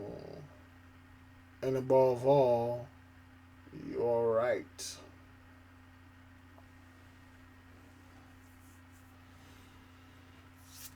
You have plenty members of his congregation going around and well, you know, he's the best pastor. He just made a little mistake. You think this is his first time doing this? You think this is something that he did and then he got caught? Like, that was my first time, first try, and hey, it happened. Well, he's been doing this for a while. And those are not the people will drag in the news, because who the hell is this dude? No, they'll go after celebrities and stuff, because celebrity is everything in this society. celebrity and politician, or pretty much everything. All right, let's keep on moving, beloved. Another pastor. Let's take another pastor. Early first on 48, federal court documents obtained by WAFF show a former Huntsville pastor is going to plead guilty to federal wire fraud charges after he spent hundreds of thousands of church dollars on luxury items for himself. WAFF 48's Faith Delp has more on his purchases and his charges. Adrian Davis was the senior pastor at the now closed Huntsville branch of All Nations Worship Assembly. New court documents show that Davis used the church's money from around 2018 to around 2020 to buy cars, shoes, and much more. This is Davis back in 2019, during the time he is accused of taking funds from the ANWA church. So you got those dudes, those young guys, the old and the young. They are pretty much the same demon. It's just they look a little bit different in age. And those dudes will swagger jack the entire church treasures.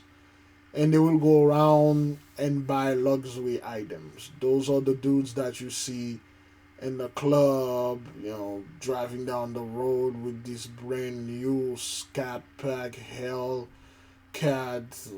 bring you Tesla, bring you Cadillac, bring you H, Louis Vuitton bag, Gucci shoes, and polo shirt, all the designer thing, but I have no idea how those things are luxury.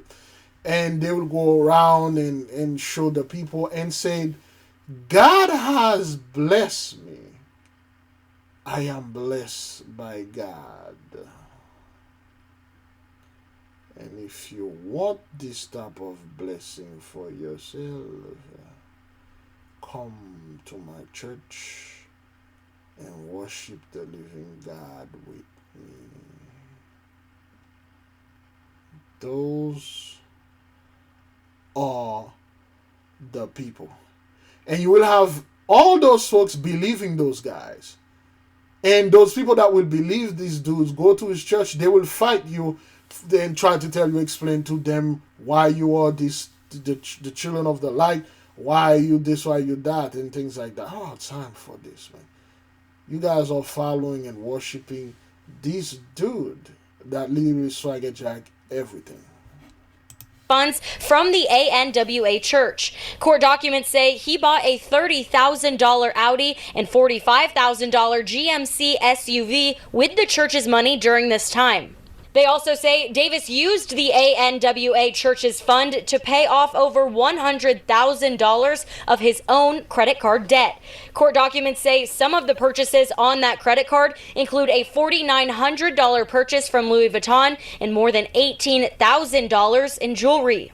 The documents also say he used the church's money to pay his mother's mortgage. In addition to the wire fraud charges, Davis is going to plead guilty to filing a false tax return. Court documents show in 2021, Davis filed a false tax return stating he made around $138,000 in 2020, but he knew he received more than that. Court records show Davis has signed a plea agreement, pledging to plead guilty to federal wire fraud and filing a false tax return. As part of the agreement, he will have to pay back over $400,000 to the church and another $100,000 back to the IRS. Why do they have those dudes as pastors? I don't know. Beloved, you have a bunch of people out there that believe certain rapture, this thing, it's going to happen the day that they said.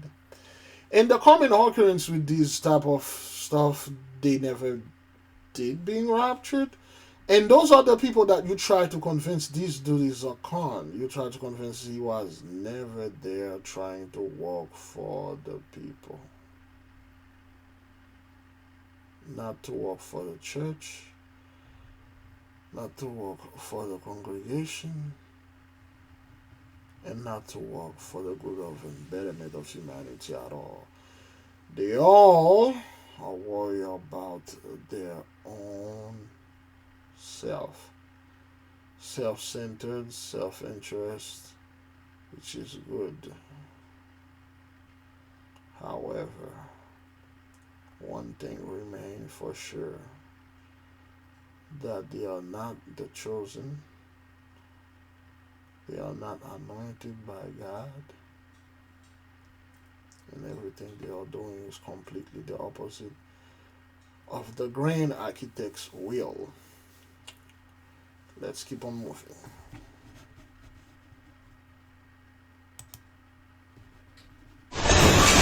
Lord!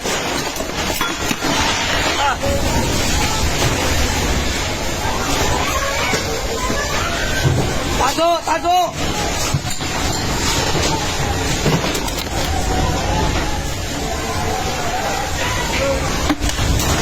Lord, tama na Lord! Lord! Tama na Lord! Relax lang, relax lang.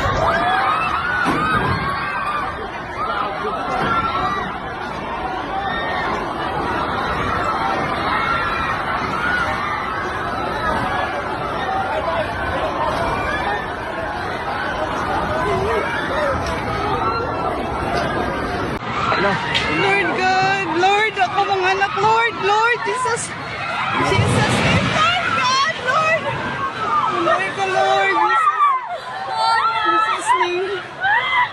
Mga bata rito ba? Lord God.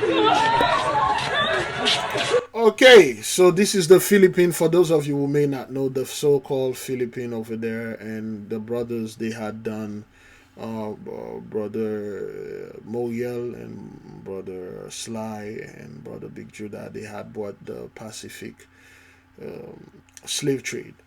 The Philippines are, is our land, and the people over there in the Philippines are very religious, very Catholic, very Jesus-like. They love white Jesus. And what's happening here is this earthquake. It was 7.6. Then again, they keep downgraded to 7.4, then 7 whatever and stuff. We told the people, because this thing is going to keep happening, because it was prophesied, you know. And this is plague number 10, yeah, thunder voices and destroying earthquakes. And then we have plague number 5, destruction by earthquake, you know, and the sword. So as you can see, the people are calling their Jesus, but the earthquake did not stop. Okay, they weren't saved out of it. It just happened. And what it is, beloved, you will see those things more and more in places that they never usually really happen. For instance, there was a video that I was watching today or yesterday that they had caught 120. No, they have caught a EF5, the tornadoes in North Dakota, which happened, the last time one did happen was 12 years ago. This is how rare this thing is. So they're going to happen in places like, yo, this is extremely rare. And people pretend not to know what's going on. And they pretend not to know that. And the greatest pretentious or pretending thing is to know that the government is doing this, the elite is in control, they are doing that to take their land, they're doing this, so and all this nonsense and stuff. You know, and you have those people never truly met a computer. Huh? What? No. Give me a second. All right. Okay, all right. Again, with those type of phenomenon happen in unusual places, and they were rare, and a 7.4 earthquake is very rare. This is a very rare occasion, but you can see the chaos. Look at this. Jesus, Lord.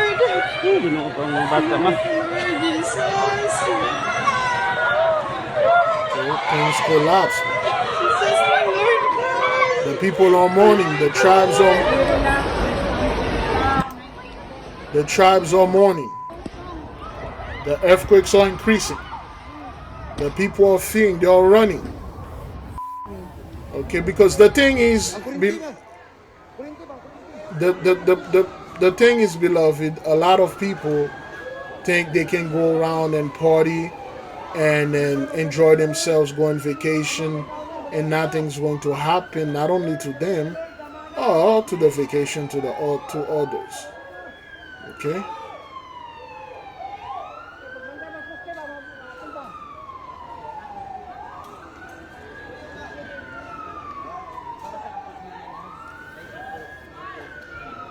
All right, crazy.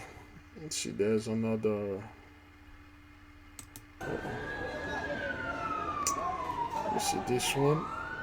Chile. There's one happened in Chile. What the hell was that? When was that? Last 4 months ago. Yeah, we made a research trouble video. So again, beloved, the earthquakes, the fires, the flood, the hurricanes, which hurricane season's being very quiet. Things happen, but it happened in the rich areas where the waters are on the waterfront, the beach, and things like that. They are being destroyed and stuff. So there's a lot. There's a lot going on, and the people, they really don't know what to do. They pretend they don't know why those things are happening. They pretend like, oh, okay, well, it's the elite doing this so they can take the Philippines and build a smart city. Well, this is that happened over there in Tennessee where they blow up this war building or this government place where they make bomb, so the government can use the land and to make another place where they make guns. They destroy where the place where they make bomb. Now they're gonna make guns. Anything to make it seem plausible. Anything to make it the truth. But it isn't. Let's keep on moving.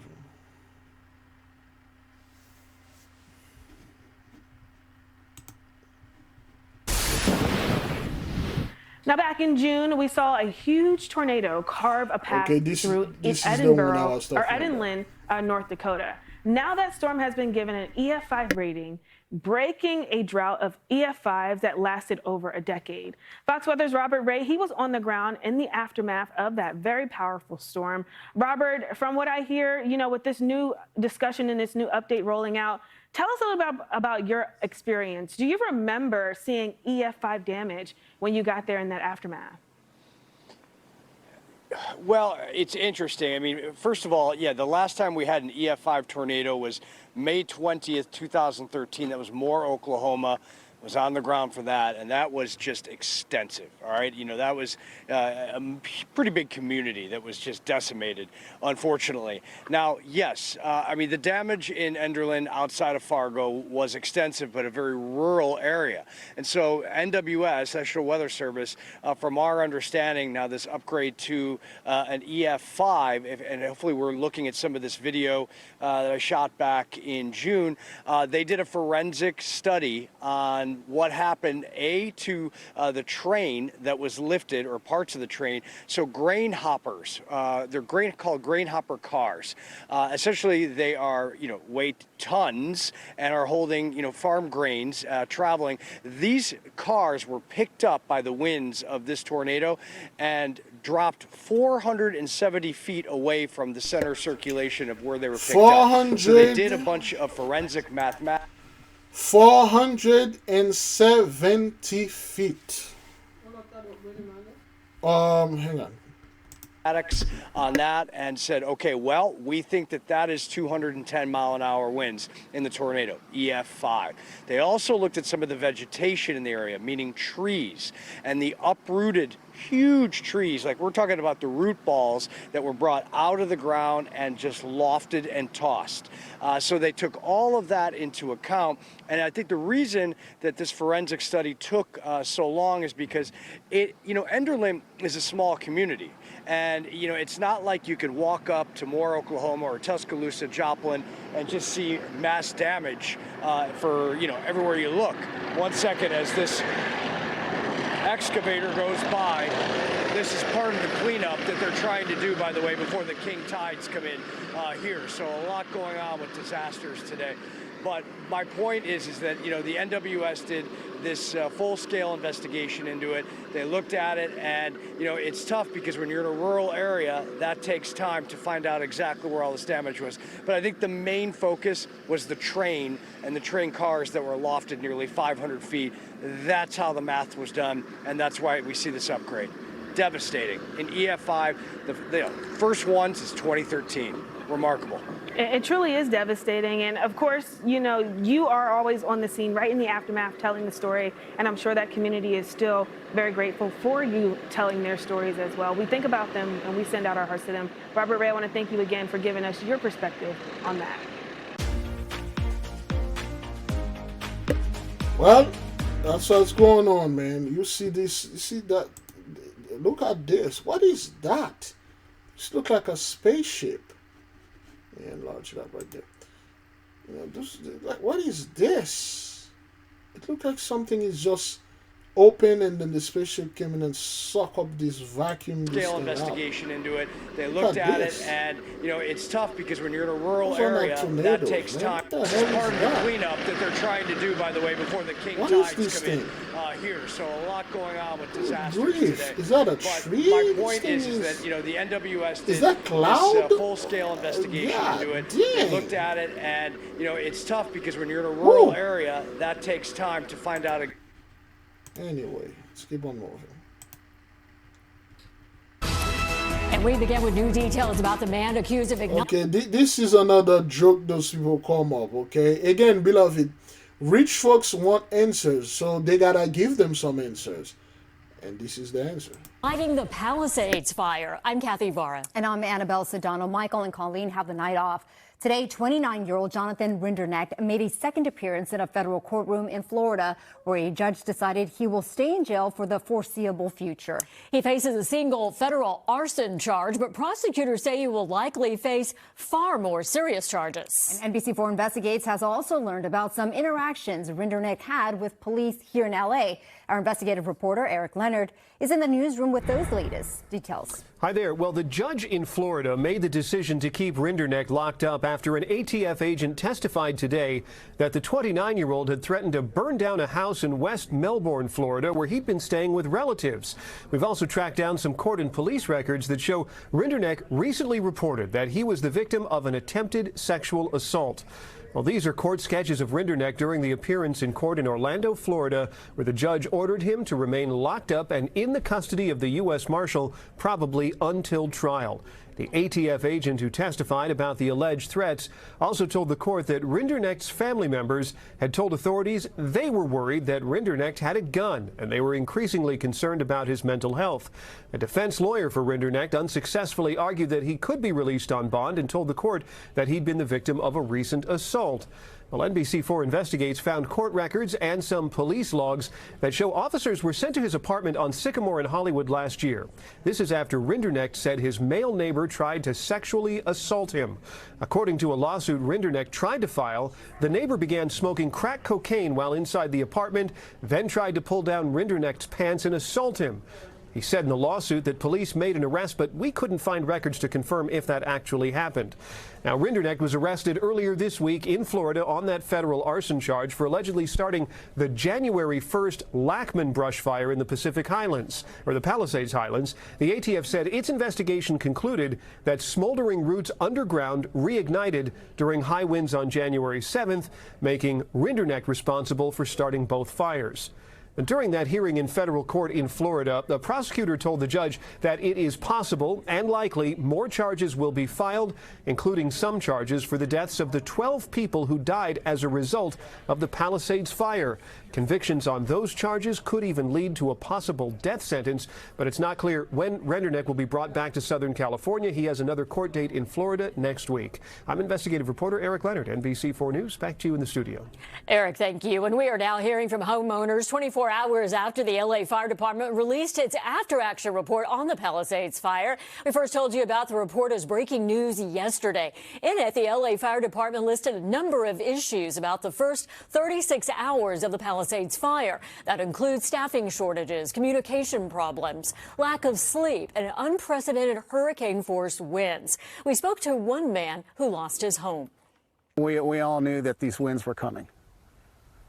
For a week in advance, we knew these winds were coming. And so that's frustrating that we weren't better prepared. There should have been crews deployed beforehand, strategically. Every minute is important when a fire erupts under those conditions, every single minute. NBC4's Carmen Dickerson is in Pacific Power. So again, what you're seeing here is those rich folks pretty much got the blessing burned down. They lost everything, and now they are putting pressure on the police to find a cause, because if they say this was naturally started or some form of unusual accident and insurance, there's a lot of them they will get denied. But if it could be presented as if this thing had happened because of negligence, of carelessness, or because somebody is out of their freaking mind and went over there and set that up. So what they are saying is this gentleman that they presented here, he was being sexually assaulted. Another dude that he invited to his apartment started smoking crack, and the guy assaulted him, and he lost his mind. He was seeking and doing research how to set up houses on fire, and he went over there in LA, and that place he got hired as an Uber driver, and then he brought somebody on top of a hill, dropped them there, and he started a small fire under the ground, and a week later the fire picked up and burned the entire neighborhood. This is the type of garbage those people come up with and make it seem that, okay, well, this is the truth and you should believe me because I said so. But, you know, that's the company, man. If they...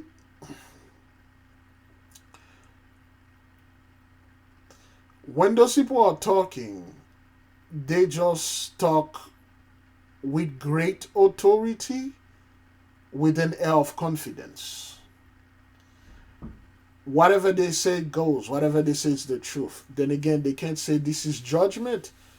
This is the act of God Almighty.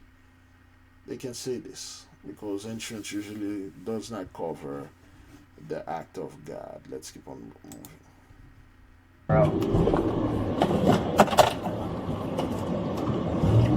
Okay, this is a police officer. You know, let's look at this man and telling you I'll show you how truly the curses have flipped upon those people.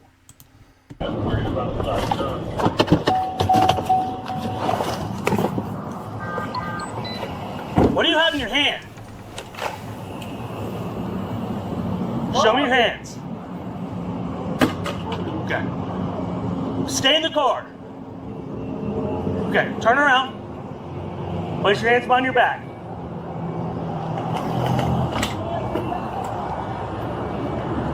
What are you doing?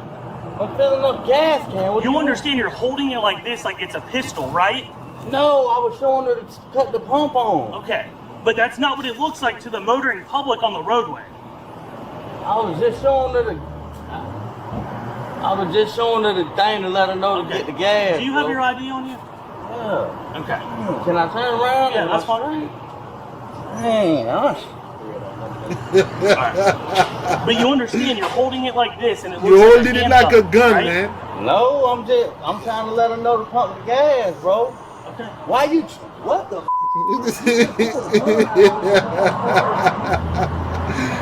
me tell you what this motherfucker did.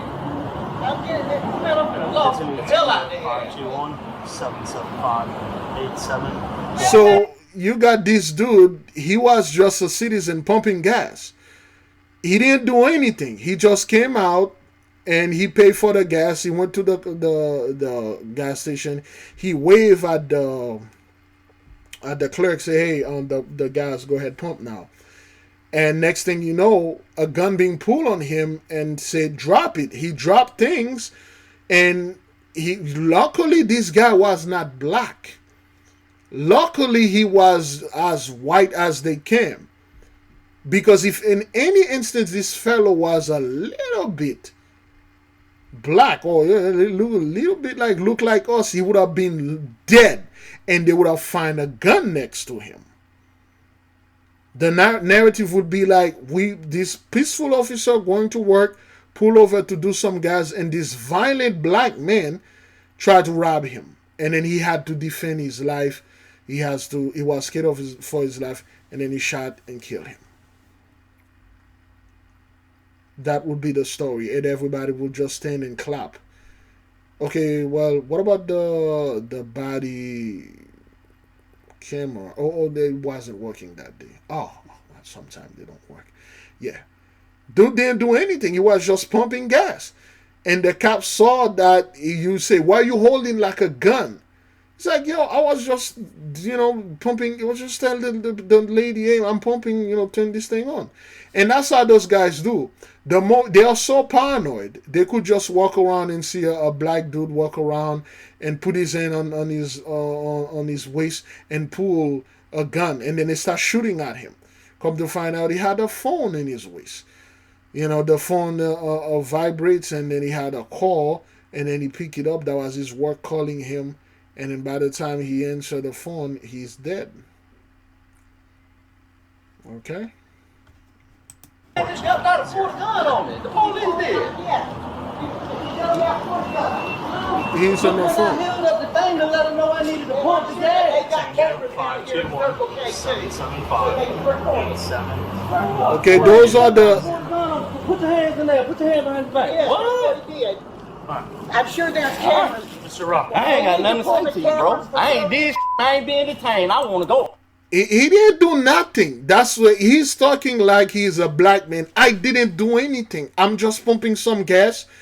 All I need is to just pump this gas and go home and take care of things. I got my mother, my wife, my sister with me. I didn't do anything, officer. Why would you need my ID and checking me and make sure that, okay, well, I know you didn't do anything, but you look like you got some warrant after you. You look like somebody that we are looking for. Well, I'm not doing anything. I just want to go home, man. Why you pull the gun on me and stuff like that? And, this is the type of thing that all people always said, but those people, they always do this. This happened to me back in 2009. I was driving my 97 Cadillac. I was going to work. I'm not quite sure where I was going. And all of a sudden, all those police officers surrounding my car, and then they stopped me. And I'm like, oh, okay, all right, this is the usual typical things. And I put the car in parking, turned it off, and put my hand. And the cops start yelling at me, get the fuck out of the car. Get the fuck out of the car. So I'm trying to open the door and get out. They say, stay in the car. Let me see your fucking hand. I put my hand over there and I said, stay where you are. Stay where you are. And running over there, and they grab me and pull me up and then freeze me and stuff like that. Get in the car. Get in the car. So I get in the car, and then they made me drive and sit in a parking lot. And then I'm sitting there, and they have another person in another car slowly drive and then looking at my car. And go around, slowly drive, looking at my car. And then the cops say, well, it's not him. And then they get in the car, and then they left. They didn't even tell me, oh, we're sorry, you're not the guy we're looking for. And again, I was lucky. This is pure luck for this dude. Pure luck. He was lucky. He was born white. He was lucky. I mean, he looked like kind of some black dude with the beard and all this dark tattoo on him. And from afar, they probably mistaken him from being black. I didn't do anything. I just want to go home, man. I don't got nothing to say to you. You know what you did. I don't got no rap. Boy, it looks like he's holding a gun. Man, that don't look like no gun when you see this right here swinging. I didn't see that, sir. Man, yeah, you saw what you wanted to see. You saw a motherfucker with tattoos. Why would I be holding the gun like this right here? Hey, who? Man, you saw what you wanted to see. You profiled him up. And that's it. And the tattoo, actually, did, man. All right, let's watch it again. All right. And if that dude didn't drop that, he would have killed him. Okay?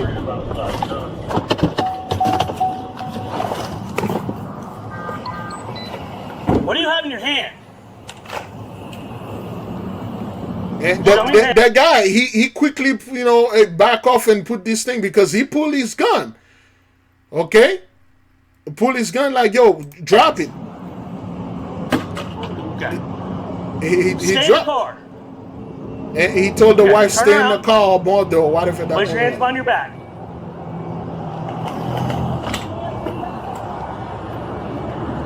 What are you doing? I'm filling up gas can. You understand you're holding it like this, like it's a pistol, right? No, I was showing her to cut the pump on. Okay, but that's not what it looks like to the motoring public on the roadway. Okay? Most likely, somebody driving saw him pumping the gas and called and said there's a black man there with a gun holding up the place and tried to wave it at traffic and kill people. And this dude almost died because somebody made a call because there was already this car over there. Okay? This police over there, it was already there. And this dude, he didn't know what happened. And then they still checked the guy. They still took his ID and see, like, you must have done something so wrong because we are cops, we never wrong. We always have things right, and we are honest people. I mean, this dude like, yo, what's going on, man? I didn't do anything and stuff like that. And this is what our people always say, I didn't do anything. I didn't do it. Whoa, what did I do? What did I do? And they were punching, and kicking and beating. And then they will bring you to jail and they realize that you're not the guy that they were looking for, and then they will gather the evidence that they said you have. Next thing you know, you had a gun. Somebody got raped a few miles, down the road, and there is no victim, and the person described you. You were in the neighborhood. You did it, and now you're sitting in jail for a crime you didn't commit. For a crime you didn't do. And then you're like, how could this happen? I didn't do anything. God, what did I do? Well, too bad, man, Yeah, that's show you like the curse is being flipped. Okay, all right, I got 3 more minutes. And I'm done with this. Tonight, we're uncovering disturbing new details about a mother accused of shooting her 4 children, killing 2 of them. This is 31-year-old Oninda Romulus, seen here in a 2022 mugshot from Georgia when she was arrested on drug charges. We're also learning Child Protective Services had previously been called to her home, but details of that case remain unclear. Troy Class has been following all of this since the weekend, and he spoke with the suspect's father earlier today. He's in Angleton for us tonight. Troy? We've been working to learn more about Romulus, who is in jail, and any motive for the shooting. Meanwhile, in newly obtained court documents, we're learning about what Romulus told investigators after she was arrested, but a motive for the shooting is still unclear. New details are beginning to emerge after 4 children were found shot in a car at an Angleton gas station. A 13-year-old boy and 3-year-old girl died. An 8-year-old boy and 9-year-old girl still recovering. Brazoria County deputies responded to an unthinkable, unimaginable tragedy. The kid's mom, 31-year-old Oninda Romulus, is now in custody, charged with murder, and according to charging documents, gave disturbing statements to the Brazoria County Sheriff's Office investigators who spoke with her after the shooting. Court documents obtained by KHOU 11 share Romulus told investigators her children were with the devil. According to the affidavit, law enforcement says surveillance video shows Romulus drove to this gas station off Highway 288 in Angleton, where she called 911. When asked during her interview why she called authorities, Romulus told investigators, quote, "Instead of them doing it to me, I'm going to do it to them," and continued saying, "Kill them all." Romulus lived at this home in Porter for just a few months with her 4 children, identified in court documents as Ocario Covington, Amora Chappelle, Kylie Romulus, and Traviel Downer. Neighbors telling our Orco Manna the children were happy and they saw them just a few days ago. He always waves and we tell him hi, and they come back by, and I have a little Yorkie, and sometimes she'll stop and ask if she can pet the puppy. Just seeing them Friday, and they were happy and on their way telling us hi and bye, and figuring I would see him again Monday. The home is in the New Caney ISD. We reached out to the district asking if the kids attend school, and they replied stating while they're deeply saddened, out of respect for the investigation, the district wouldn't provide information about the individuals or their connection to our schools. Meanwhile, today, Romulus's dad told me on the phone from his home in Georgia he's trying to understand what happened. Romulus is still being held on a $14 million bond. The surviving children are still recovering in the hospital. Troy Kless, KHOU 11 News. Such a tragic case with so many questions. Troy Kless with what we do know. Charged with murder, and according to charging documents, gave disturbing statements to shot from. So Onen, okay, the son of Judah and Tara. Romulus was the brother of Remus.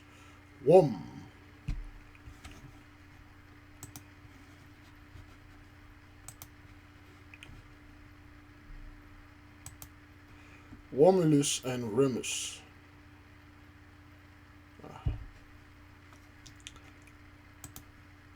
Rome founders. There you go. Okay, Romulus and Remus, they were two brothers that were found by a wolf mother, and they were orphaned, and the wolf raised them. The wolf breastfed them, and this is not a story.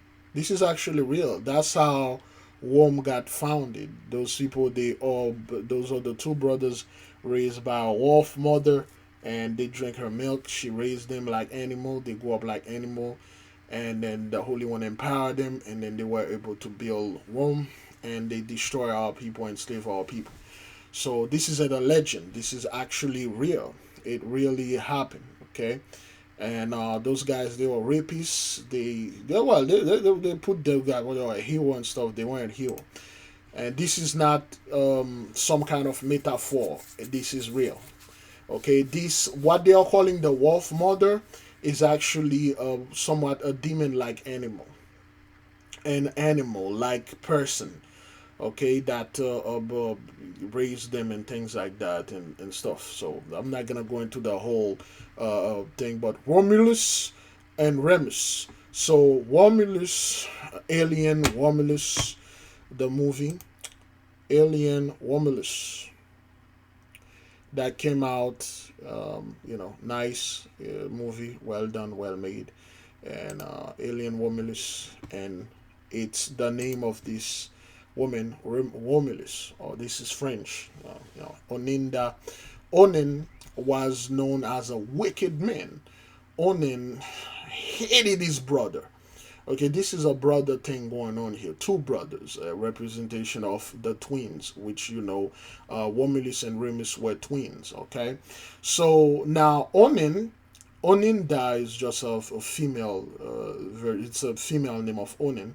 In the good book, Onen hated his brother so much. He was the son of Judah. Judah had him with Tara, his daughter-in-law, because Judah loves whores. He just loved women. Judah was a massive seducer. And more like Judah loved being seduced by women because women always come to him. And you know the story. He thought he was having a meeting or dealing with a prostitute, which indeed turned out to be his daughter-in-law. So he got her pregnant he couldn't even pay it because Judah is always broke. He drank a lot, and all his money he's given to women. So he had a goat that he was on his way. One of his friends said, "Hey man, while you're out there, can you drop that kid for me, this baby goat?" He's like, "No problem." And then he had to trade the freaking goat for sex. He couldn't even pay because he was so broke. And then Onen was born. When Onen born, being the son of Judah, and the way that Onen was born, or the way that Onen was raised, he was a wicked man. When they were talking about wicked, when you read the other book, Onen was a murderer. He go around, he lies, cheat, he did every single thing that is wrong in the book. He did all the horrible things. He hated his own brother. And both of them, they were wicked men, the children of Judah, okay, Israelites. But they were very wicked. Murders, 2/3, killing people, gang niggas. That's what they were. So, but Onan hated his brother even more. And then when the brother died, according to Hebrew law, the older brother that is alive have to give his brother son, because his brother died, he didn't have any son to keep on the bloodline going. So now Onan, by law, was forced to go into his brother's wife. Now, anytime things like that happen, your brother's wife automatically become your wife. The thing is, like, most people don't understand what the word wife mean, or wedding, or marriage. But I'm not going to go into this because I talk about this thing all the time. So now what happened is, Onan have to go into his brother's wife to give him son. So now, because Onan hated his brother, he hate the guy with all his guts, doing the sexual intercourse, and when Onan is about to ejac, he pull out and he spill his seed on the ground with great hatred. He like, that nigga, man, I ain't gonna give him no son, and then so he can live through me. He pull out and pull his seed and throw the seed out, which indeed angered the Holy One, the Most High, because the Most High had planned for this child. The Most High was going to pull a righteous line out of him, but he messed up everything, and then the Holy One killed him because he messed up the plan, because he was commended by the Most High to do this. The Holy One sent the angels, the priest, the high priest, talked to him and said, you're going to have to impregnate your brother's wife so the proper heir will come. He will become a great hero. He will save the nation and all that. Only like that. And he pulled out. So the Catholic Church take the story of Onan. They hide the other books. They say Onan, the Most High killed Onan because he spilled his seed on the ground because of masturbation. And they said when you practice onanism, this is the act of self-cultivation. So self-cultivation, which is not true. That's not what happened. When you read the story in the Bible and the other books that they hide, you find out Onan was a wicked fellow. Okay? Now, Romulus and Remus both are twins. All right? Romulus and Remus, twin brothers. We talk about that other dude. Mr. Sanford Robert, his name mean the twins. This is the thing, reoccurring, twins, the judgment. Two brothers, hate each other, and then this thing happened. Now, this woman, what she did, beloved, she went around, she killed her children, and saying they all with the devil, they are the devil, kill them all, and kill them. Those are your Christians that you are arguing with, trying to prove to them that we are other people. Those are your brothers and sisters that you trying to say, okay, listen, you need to stop going to church, stop doing this gang, 2/3, Joabite lifestyle. They will go, they'll do that. Those are unhelpable, so to speak. You cannot help those people. Those are the ones that are deep into conspiracy theories. I had to kill my children because Diddy was going to take them. And I knew he'd been following me. I had to kill them because I know they were in league with Diddy. So I have to kill them. I had to kill my children because they were part of the elite. I had to do this. Those are the people that are always trying to come and infected you with their nonsense. We already inoculated ourselves against those people. All right, beloved, it's time for me to go ahead and drop that little lady to work. Beloved brethren, I will leave you with peace. I will leave you with love. For all of you, get your pentacle, because those type of people, they are out there. They kill their own children. What, you think they're gonna spare you? You think this is a message? Onan, Romulus, and to what the name is, she seems to be Haitian or Haitian descent, because Romulus is the Haitian last name. Okay, Onan and Romulus, Remus, both brothers. Onan was the brother of that other fellow. What was his brother name? Let me see the name of Onan brother.